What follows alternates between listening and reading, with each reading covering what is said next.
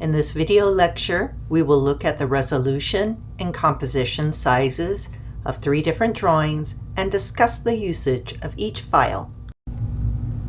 Let's start with the PSD working file of this presentation. As you can see here from the layer panel, a working file in Photoshop like this has many layers. Make sure and save your PSD working file one more time if you haven't recently. Next, go to the Layer Panel Flyout menu and select Flatten Image. If there are turned off layers, you will get this warning. Is it okay to discard hidden layers? I'm going to hit OK because I have nothing missing in this presentation file. Once you flatten all the layers, you have just one single background layer. So all the layers have been integrated and compressed into one. From here, go to the Image pull-down menu to Image Size. First thing to do is check for the resolution. You need to have 300 pixels per inch. This is important. Next, check the width and the height of the document. This document is 18 inches wide by 14 inches tall. This is perfect if you need to plot a large-scale presentation into a poster, for example. But for a digital presentation, this is much too large. So what I'm going to do next is make the overall size of the presentation much more friendly for a computer. I'm going to leave the resolution at 300, but I'm going to make the width between 6 and 8 inches wide, which is still a rather large image for a computer monitor and extremely large for a handheld device. It is now time to save this smaller sized high resolution file. I'm going to save it as Nantucket Mood Board Small and change the working type file from a PSD to a compressed file type, a JPEG. For the JPEG quality, pick between 6 and 12. Once you've done that, you have a copy of your working file, which is compressed but maintains a very high resolution at 300 pixels per inch. Next, I'll demonstrate to you both copies of the files. First, I'll show you the compressed high-quality JPEG file.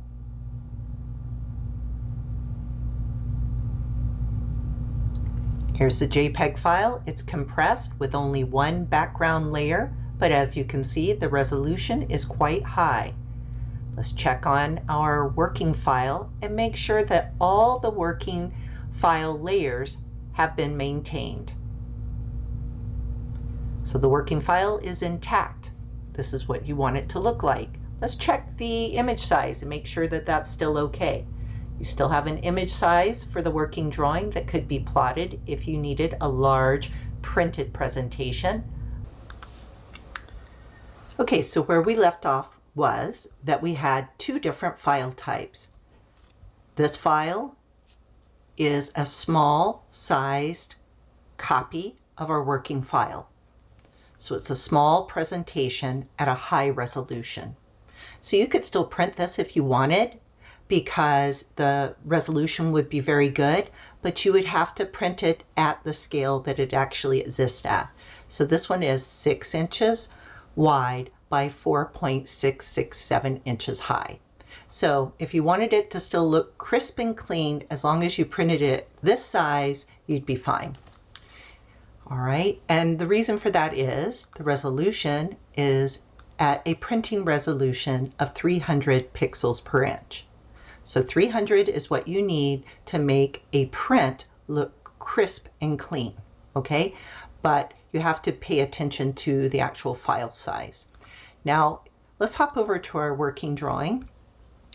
If you wanted to print a poster size, if you wanted to plot this on poster paper, then you could save a high resolution, large compressed file here.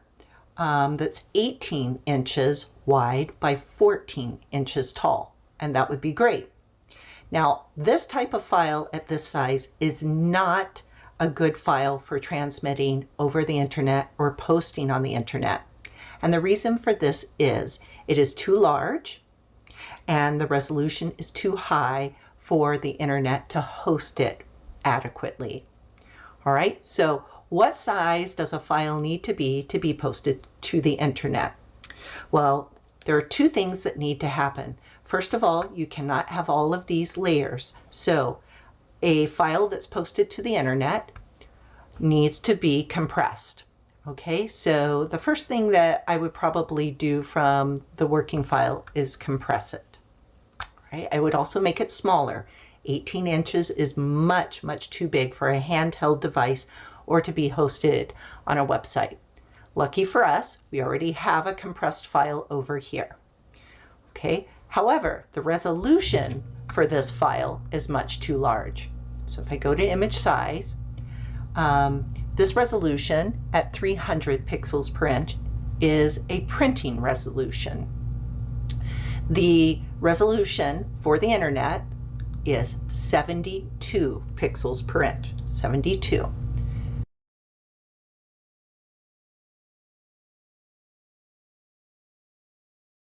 I'm going to make this actual size 0 to 6, measuring with my ruler up here across the top of my screen. Okay, so let's save this as, we're going to save it apart from my other file. I'm going to call this a low resolution small file. That describes everything about this. Okay, so I'm going to save this as low resolution small, and the quality will be between 6 and 12 per usual. Hit OK. Let's compare that to the compressed file type that's just small but with a high resolution. Let's see this, Control or Command 0, that shows full size. So looking across the top of my screen at the ruler, 6 inches wide by 4.67 inches tall. All right, so this is just the small file type, but with the high resolution. Okay, let's hop over and compare that to the same size board, but with the low resolution. That's 72. At 72 inches, 72 pixels per inch, excuse me, this is not going to look too bad on the internet because it's going to be small. And you're going to be able to see it right away. If you load this one to an internet website, it's going to look nice, but it's going to take a little bit for it to load. You've seen that happen with images where they have to actually load themselves up on the screen. This one's going to appear right on the screen. The resolution might be a little bit lower. The beauty is no one's going to want to steal this example or this file for their portfolio because it's too pixelated, whereas this one looks a little bit more attractive. And then this one is your working file, and again we just keep this file in case you need to make any modifications to the presentation or if you need to make a large scale print. I hope that helps you understand the differences between a working file, which is not compressed and it's high resolution, versus a compressed JPEG that is a high resolution, versus a compressed file, which is a low resolution.